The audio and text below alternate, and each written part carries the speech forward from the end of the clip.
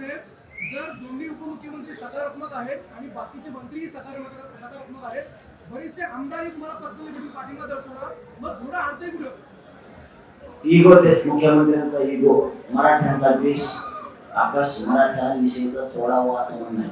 म्हणून मी कालच पत्रकार बांधवांवर निरोप पाठवला. ते आहे म्हणजे योग्य वेळे योग्य संधी गोरगरीब मराठींचे करोडचे म्हणत होते. तुम्ही एखाद्या आमदाराला मंत्री पद न दिलं किंवा तुमच्या हुशार, एखाद्याला पद न दिलं किंवा तुमच्या हुशार, पण गोरगरीब त्यांच्यावर जर उपकार केले तर मरेपर्यंत दुसरं नसेल. योग्य ट्रॅक घ्या, अशी संधी आली, योग्य निर्णय घ्या, आरक्षण देऊन करोडो मराठी तुमच्या पाठीशी राहतील. देशच भरला बस, बाकी काय. चला धन्यवाद. कोण पडले उद्या बोलू गेले आवड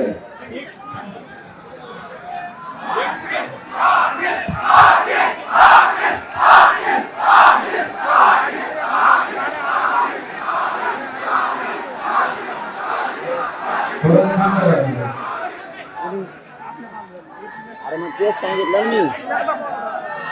हॅलो, कोण आहे जाय का? कोण आहो? मीडियाच्या बांधवाच्या माध्यमातून विशेष माहिती सांगायची. सरकारने आणि पोलीस बांधवांनी एक काम करा, सारखे त्या रोडवर थांबल्या, तुम्ही ना अगोदर पार्किंग लवकर घोषित करा. म्हणजे महाराष्ट्राच्या लोकांना तो संदेश जाईल, या विभागात विरारला या ठिकाणी पार्किंग समजावा, किंवा वाशीला या ठिकाणी, चेंबूरला या ठिकाणी, सायनला अमुक ठिकाणी, दादरला या ठिकाणी, मंत्रालयाच्या आसपास, आझाद मैदानाच्या आसपास अमुक ठिकाणी तुम्ही अशा पहिल्या पार्किंग लवकर घोषित करा. तुम्ही काय करता, 15 मिनिटाला 10 मिनिटाला व्यासपीठावर येऊन सांगता मी करतो उपोषण. मी तुम्हाला खरं सांगतो, उद्यापासून मी बोलणार नाही, येतो उपोषण करायचं नाही, बोलायचंच नसतं. पण मला लय कंडे, तुम्हाला लय कंडे, लपून होत नाही. काय आहे तर मग ते बार मला विचारले ते सरकार, मग मी सांगतो. त्याच्यामुळे मी आजचे दिवस सांगतो, तुम्ही पहिल्या पार्किंग लवकर तातडीने घोषित करा, मीडियाच्या समोर द्या सरकार म्हणून, म्हणजे पोरं तिथं गाड्या घेऊन जाते. आणि आता विरारच्या पोराला सांगतो, आता ते काय असेल तिकडचा टप्पा येणार असेल तो खानदेश विदर्भातला. आता अरे यांना काय, हे मुख्यमंत्री असा माणूस आहे, त्यांच्यावर 4-2 लोक आहेत, ते जसे कानात थुकत येईल तसंच बोलते, आणि ते कानात थुकत येत म्हणून त्यांच्यापासून 7 करोड मराठा लांब चाला. त्यांनी मनाचा डिसिजन घ्यावा, आपण काय केलं पाहिजे. ते रथे कापली, मराठवाड्याचं मागं नाही, आता मराठी संपले, याच्या मागे पुण्य राहिले, पश्चिम महाराष्ट्राच्या मागं राहिलं नाही, याच्या मागे कोकण राहिला नाही, खानदेश विदर्भ राहिले नाही, ते राहिलं गाफे. तेव्हा आता पोटे मराठी उसळले, आता डोकं खाली झालं, आता काय करा. पहिले सांगत होतो मी, गरीबाचं कल्याण केलं, मी मला नाही सोडू शकत. ते विरारच्या बाजूला, विरारच्या त्या भागात, त्या शहरातल्या पोरांना जिथं त्यांनी रोडवर त्यांच्या गाड्या आहेत, त्यांनी तातडीनं संबंधित पोलीस बांधव आणि सरकार सांगितल्या पार्किंग वर नेऊन लावा, आणि रेल्वेनं आझाद मैदानकडे या. ही सगळ्यांना माझ्याकडून विनंती आहे.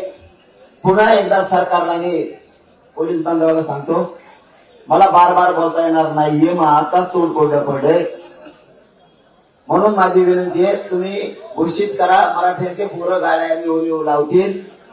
आणि नाहीच लावले तर मुंबईची जी टीम येते तुमच्या मदतीला घ्या, कारण आमच्या इकडच्या लोकांना पण माहित नाही जास्त, त्याच्यामुळे आमच्या लोकांची उगाच पळापळी करू नका, इकडे चल आणि तिकडे चल. त्यामुळे मुंबईची टीम सोबत घ्या आणि त्या पार्किंगला लोकांनी जा. आताचा तातडीचा विषय की त्या विरारकडं खूप गाड्या आल्यात, त्याच्यामुळे तो रोड ब्लॉक झाला. आता तुम्ही जर पार्किंग नाही दिली तर ब्लॉक नाही होणार तर काय होणार. त्यामुळे तुम्ही पार्किंग लवकर घोषित करा. तुम्ही नुसतं म्हणता आम्ही 29 ठिकाणी म्हणजे 29 मैदान पार्किंगला दिले, नुसतं 29 म्हणता. 29 कुठं, बीडला दिलं का, अमरावतीत घे का, कुर्शी घे, असं धाराशिवला आहे का, लातूरला आहे का, हिंगोलीत घे का, इकडं पुढं सांगली साताराला सोलापूरला दिले, असं त्याच्यावर लिहावं तर लागेल ना. नुसती 29 दिली. आता 29 आम्हाला काय मिळायला लागायचं, एका गल्लीत धुकडं दुसऱ्या दिवशी आम्ही दुसऱ्या गल्लीत निघतो. त्यामुळं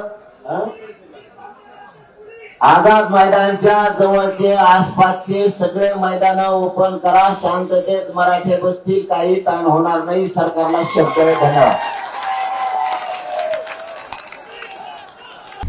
आता isakal.com आहे देशातील नंबर 1 ची मराठी न्यूज वेबसाईट. प्रत्येक अपडेटसाठी isakal.com ला नक्की भेट द्या.